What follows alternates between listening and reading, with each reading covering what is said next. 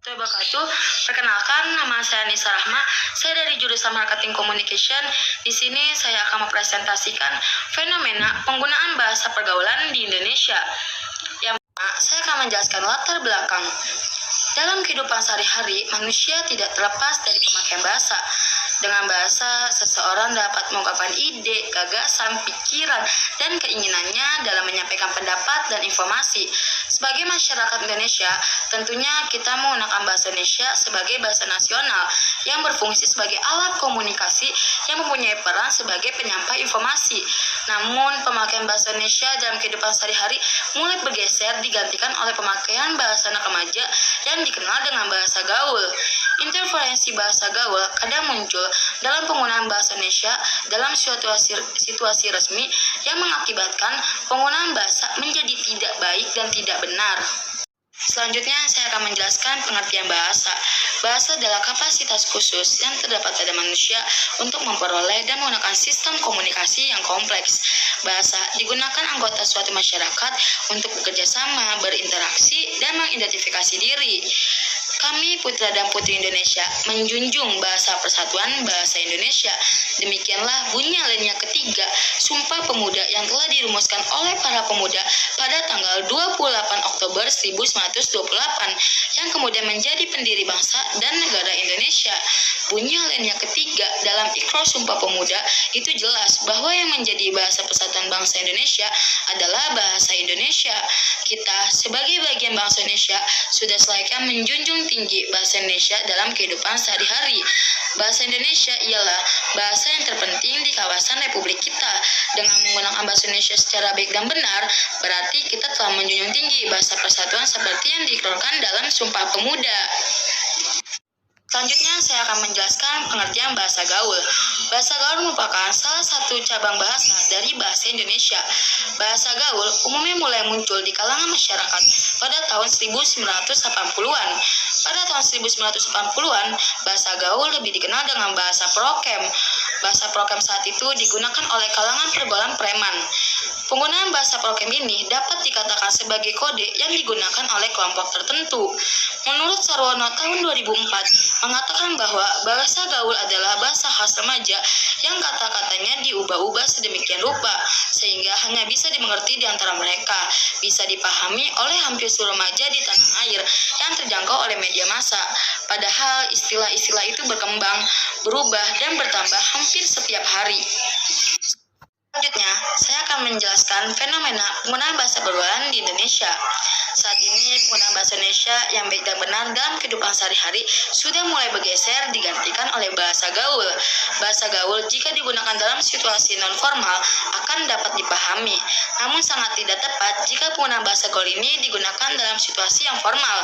Bahasa gaul banyak digunakan oleh kalangan remaja. Banyaknya penggunaan remaja dipicu oleh gengsi dalam diri mereka, karena jika tidak mengetahui, mengerti, dan menggunakan bahasa gaul, maka remaja tersebut akan dianggap ketinggalan zaman oleh remaja lain. Fenomena penggunaan bahasa gaul tidak hanya hasil dari modifikasi bahasa Indonesia, namun juga terdapat modifikasi dari bahasa lain. Bahasa gaul sendiri tidak hanya hasil dari modifikasi suatu bahasa, namun juga dapat berupa bahasa-bahasa yang sedang populer digunakan oleh khalayak ramai. Selanjutnya, saya akan menjelaskan pengaruh penggunaan bahasa gaul terhadap bahasa Indonesia. Dalam hubungan internasional, bahasa Indonesia merupakan perwujudan dari bahasa Indonesia sebagai bahasa nasional. Munculnya bahasa gaul dalam lingkungan masyarakat membawa pengaruh pada bahasa Indonesia. Arum Putri mengemukakan pendapatnya mengenai pengaruh yang ditimbulkan oleh bahasa gaul sebagai berikut. Yang pertama adalah eksistensi keberadaan bahasa dengan bahasa gaul. Adanya pengaruh arus perkembangan teknologi dan komunikasi dicerminkan pada perilaku masyarakat yang mulai menikah bahasa Indonesia yang baik dan benar. Saat ini dalam lingkungan masyarakat mulai terbiasa menggunakan bahasa gaul. Hal ini diperparah dengan fenomena para generasi muda lebih tertarik untuk mempelajari bahasa asing daripada menguasai bahasanya sendiri. Dalam kondisi seperti ini, sangat perlu memberikan pembinaan dan pemupukan mengenai bahasa Indonesia sejak dini kepada generasi muda agar mereka tidak ikut menggunakan bahasa gaul. Pengaruh arus globalisasi dalam identitas bangsa tercermin pada perilaku masyarakat yang mulai meninggalkan bahasa Indonesia. Kedua adalah terbunuhnya derajat bahasa Indonesia. Dalam perkembangan pertumbuhan bahasa asing memiliki perkembangan yang lebih maju. Seperti yang ada di sekitaran kita, perkembangan iptek saat ini dikuasai oleh bangsa-bangsa barat. Maka jika pada produk iptek yang mereka hasilnya disertai dengan penggunaan bahasa asing, maka itu adalah suatu hal yang wajar.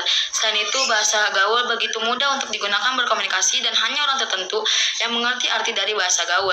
Maka remaja lebih memilih untuk menggunakan bahasa gaul sebagai bahasa sehari-hari, sehingga bahasa Indonesia semakin pudar, bahkan dianggap kuno di mata remaja dan juga menyebabkan turunnya derajat bahasa Indonesia.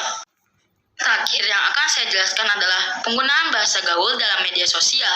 Penggunaan bahasa gaul di kalangan generasi milenial berawal dari media sosial yang menjadi alat komunikasi. Perkembangan bahasa gaul melalui media sosial berpengaruh juga pada perkembangan penggunaan bahasa prokem dalam percakapan dalam sehari-hari pada generasi milenial. Pemerolehannya bukan hanya dengan kontak langsung dengan masyarakat itu sendiri, tetapi dapat diperoleh dari media elektronik berupa iklan dan film sinema, dan dari media cetak berupa majalah, koran, surat kabar, dan kisah sastra berupa novel dan cerpen. Bahasa gaul memiliki ciri khusus, singkat, dan kreatif, namun penggunaannya haruslah disadari keberadaannya.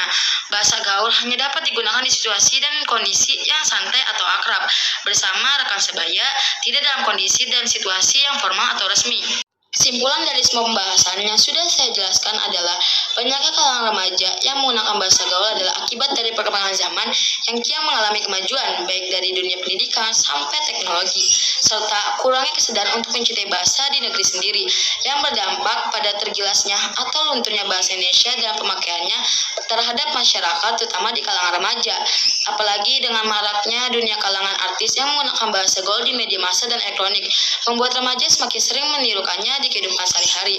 Hal ini sudah menjadi wajar karena remaja suka menirukan hal-hal yang baru. Ini adalah sebaiknya pemakaian bahasa gaul ini sebisa mungkin dikurangi dan digalakkan untuk memakai bahasa Indonesia yang baik dan benar sesuai dengan EYD ejaan yang disempurnakan, serta membiasakan diri berbahasa Indonesia dengan baik dan benar dalam kehidupan sehari-hari. Karena dengan terbiasa memakai bahasa Indonesia, kita akan menemukan rasa cinta tanah air serta dapat melestarikan bahasa Indonesia negara kita, serta memberikan sanksi yang tegas dan menyeluruh terhadap media TV di tanah air apabila tetap menyiarkan tayangan-tayangan yang memakai bahasa gaul maupun tayangan yang tidak sesuai dengan kultur, budaya, dan adat istiadat negeri ini.